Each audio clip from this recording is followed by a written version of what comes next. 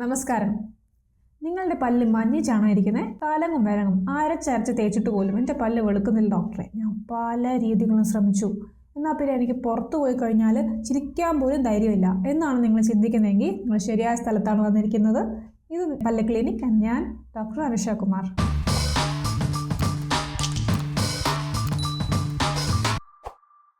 ഇന്ത്യക്കാരുടെ പല്ല് ശരിക്കും പറഞ്ഞാൽ കുറച്ചൊക്കെ മഞ്ഞിച്ച എണ്ണയാണ് ഇരിക്കുന്നത്. ശരിക്കും നിങ്ങൾക്ക് പല്ല് വെളുപ്പിക്കേണ്ട ആവശ്യമുണ്ടോ എന്നുള്ളത് ആദ്യം അന്വേഷിച്ചറിയുക. ചെറിയൊരു മഞ്ഞയൊക്കെ നല്ല ഭംഗി തന്നെയാണ്, അല്ലാണ്ട് ഭയങ്കര വെളുത്ത് ബൾബ് പോലെയൊക്കെ കത്തിയിരിക്കുന്ന പല്ല് കാണാൻ തന്നെ ഒരു എസ്തറ്റിക് സെൻസ് ഉണ്ടാവില്ല. അപ്പോൾ അതുകൊണ്ട് നിങ്ങൾക്ക് ശരിക്കും പല്ല് വെളുപ്പിക്കുന്നതിൻ്റെ ആവശ്യമുണ്ടോ എന്നുള്ളത് ഒരു ഡെൻറ്റിസ്റ്റിൻ്റെ അടുത്ത് പോയിട്ട് അന്വേഷിച്ചറിഞ്ഞതിന് ശേഷം മാത്രം ഇതിലേക്ക് ഇറങ്ങിത്തിരിക്കുക. ഓക്കെ. അപ്പം അല്ല ഡോക്ടറെ, എനിക്കും മഞ്ഞച്ചാണ് ഇരിക്കുന്നത്, ഒരു കോൺഫിഡൻസും ഇല്ല, ഭയങ്കര ബുദ്ധിമുട്ടാണ് എന്നാണ് നിങ്ങൾ ചിന്തിക്കുന്നതെങ്കിൽ ശരിയാണ്. നിങ്ങൾക്ക് 3 വഴികളുണ്ട്. ഇത് പല്ല് വെളുപ്പിക്കാനായിട്ട് മഞ്ഞ ഒന്ന് കുറയ്ക്കാനായിട്ടും 3 വഴികൾ ഞാൻ പറഞ്ഞുതരാം. അപ്പോൾ അതിൻ്റെ നല്ല വശവും ഞാൻ പറയും, ചീത്ത വശവും പറയും, പിന്നെ അതിൻ്റെ കാശ് എത്രയാവുന്നത്, അതിൻ്റെ കോസ്റ്റ് എത്രയാണ് എന്നുള്ളതും നമുക്ക് ഡിസ്കസ് ചെയ്യാം. അപ്പോൾ ഫസ്റ്റ്, അത് ഏറ്റവും സിമ്പിൾ മെത്തേഡോട്ടാണ് ഞാൻ തുടങ്ങുന്നത്. വേറെ ഒന്നുമല്ല, നമ്മുടെ മരുന്ന് കടയിൽ കിട്ടുന്ന ഡെൻറ്റൽ സ്ട്രിപ്സ് എന്ന് പറയുന്ന സാധനം. ഈ ഡെൻറ്റൽ സ്ട്രിപ്സ് എന്ന് പറയുന്നത് ഓൺലൈനിൽ നിങ്ങൾക്ക് പർച്ചേസ് ചെയ്യാം. അപ്പോൾ അത് പർച്ചേസ് ചെയ്ത് കഴിഞ്ഞിട്ട് എന്ത് ചെയ്യുക, അതൊരു സെല്ലോ ടേപ്പ് പോലത്തെ ഒരു സംഭവമാണ്. അത് നിങ്ങളുടെ പല്ലിലേക്ക് ഒട്ടിച്ച് വെക്കുക. ഒരു 15 മിനിറ്റാണ് അതിൻ്റെ ഡ്യൂ ടൈം എന്നാണ് എൻ്റെ ഒരു വിശ്വാസം. നിങ്ങൾ നോക്കുക, ആ കവർ ലേബലിൽ എത്ര സമയമാണ് വെക്കേണ്ടതെന്ന് പറയുന്നു അത്രയും വെക്കുക. അത് കഴിഞ്ഞ് സ്ലോ ആയിട്ട് അത് റിമൂവ് ചെയ്യുക. ഇത് കുറച്ചൊക്കെ നിങ്ങളുടെ പല്ല് വെളുക്കും, ഇല്ലെന്ന് എനിക്ക് പറയാൻ പറ്റത്തില്ല. അത് വെച്ചാൽ കമ്പാരിറ്റീവ്ലി ഒക്കെ ഒരു വെളുപ്പെല്ലാം നിങ്ങൾ കാണും. അപ്പോൾ അതിന് ശേഷം നിങ്ങൾ എന്താ ചെയ്യേണ്ടതെന്ന് പറഞ്ഞാൽ ഇതിൻ്റെ ചീത്തവശങ്ങളാണ് നിങ്ങൾ നോക്കേണ്ടത്. അത് വേണോ വേണ്ടോ എന്നുള്ളത് തീരുമാനിക്കാനായിട്ട്. ചീത്തവശങ്ങൾ എന്താണ്? നിങ്ങളുടെ ഗമ്മിൽ അല്ലെങ്കിൽ നിങ്ങളുടെ മോണയിൽ ഒരു ഇറിറ്റേഷൻ ഉണ്ടായിരിക്കും. അതിന് കാരണം എന്ന് പറഞ്ഞാൽ സ്ട്രിപ്സിനകത്തുള്ള ഒരു സബ്സ്റ്റൻസ് ആണ്. എന്താ പറയുന്നത്, പെറോക്സൈഡ് എന്ന് പറയുന്ന സബ്സ്റ്റൻസ് ആണ്. കുറച്ച് ആസിഡിക് ആണ്. അത് നിങ്ങളുടെ പല്ലിലേക്ക് ആകുമ്പോൾ ഇറിറ്റേഷൻ ഉണ്ടാവുക തന്നെ ചെയ്യും. അത് നമുക്കൊന്നും ചെയ്യാൻ പറ്റത്തില്ല. അപ്പോൾ ഈ സ്ട്രിപ്സിൽ വരുന്ന ഈ ഒരു പെറോക്സൈഡ് കാരണമുള്ള ഇറിറ്റേഷൻ ഒരു നെഗറ്റീവ് വശമാണ്. പിന്നെ ഇതിൻ്റെ വെളുപ്പെന്ന് പറയുന്നത് നിങ്ങളുടെ ക്ലിനിക്കിൽ പോയി ഒരു ട്രീറ്റ്മെൻറ്റ് ചെയ്ത് വരുന്ന ഒരു വെളുപ്പൊന്നും ഇതിനുണ്ടായിരിക്കില്ല.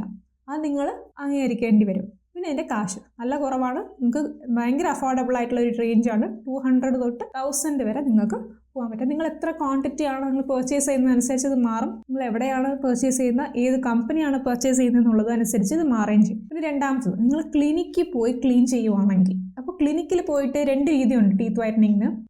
ഒന്നെന്ന് പറയുന്നത് നമ്മുടെ ബ്ലീച്ചിങ് മെത്തേഡാണ്. ഒരു കെമിക്കൽ ബ്ലീച്ച് കൊണ്ട് നിങ്ങളുടെ പല്ല് വെളുപ്പിക്കുന്ന രീതിയാണ്. ഇതിൻ്റെ ഗുണം ഞാൻ ആദ്യമേ പറയട്ടെ, ഈ മോണയിലുള്ള ഇറിറ്റേഷൻ ഉണ്ടായിരിക്കത്തില്ല. അതിന് കാരണം എന്ന് വെച്ചാൽ, നിങ്ങളിപ്പോൾ ക്ലിനിക്കിലേക്ക് പോകുമ്പോൾ അവർ ആദ്യം അച്ചെടുക്കും. ഈ അച്ചിനനുസരിച്ചുള്ളൊരു കവർ ക്രിയേറ്റ് ചെയ്യും. ഈ കവർ എങ്ങനെയാണെന്ന് വെച്ചാൽ, ഇൻവിസലൈനൊക്കെ നിങ്ങൾ കണ്ടിട്ടില്ലേ, റീറ്റെയിനേഴ്സൊക്കെ പോലത്തെ ഒരു കവർ. അത് ഞാൻ നിങ്ങൾക്ക് സ്ക്രീനിൽ അത് കാണപ്പെടുന്നതായിരിക്കും. അപ്പോൾ ആ കവറിനകത്ത് ഓരോ പല്ലിൻ്റെ ആ ഒരു ആകൃതിയിലേക്ക് ഇവർ ഈ സബ്സ്റ്റൻസ് ഒഴിച്ചിട്ട് പല്ലിലേക്ക് വെക്കും. മേളിലും വെക്കും, താഴെയും വെക്കും. എന്നിട്ടൊരു എനിക്കൊന്ന് 1/2 മണിക്കൂറാണ് ഇതിൻ്റെ ഡൗൺ ടൈം എന്ന്.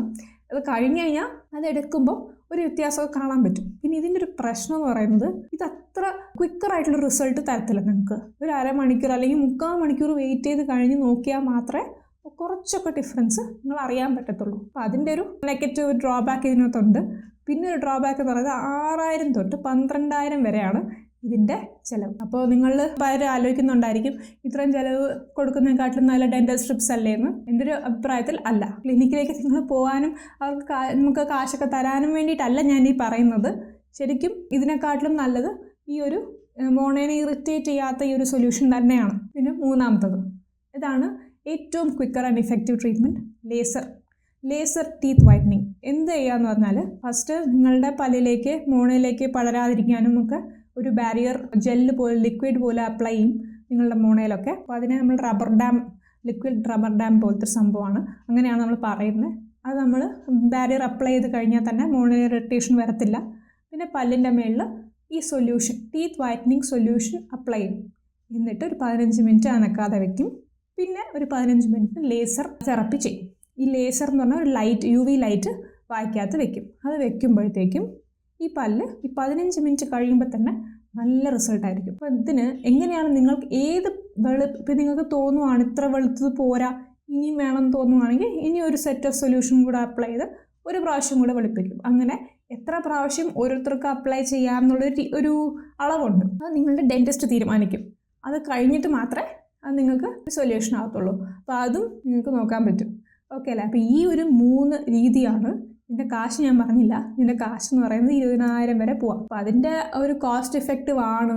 അത്രയും കാശുണ്ടാവും, എങ്ങനെ എത്രയും കാശ് ചിലവാകും എന്നുള്ളതിന് കാരണം തന്നെ അതിൻ്റെ ക്വിക്കറായിട്ടുള്ള ഒരു റിസൾട്ട് കാരണമാണ്. ഓക്കെ അല്ലേ?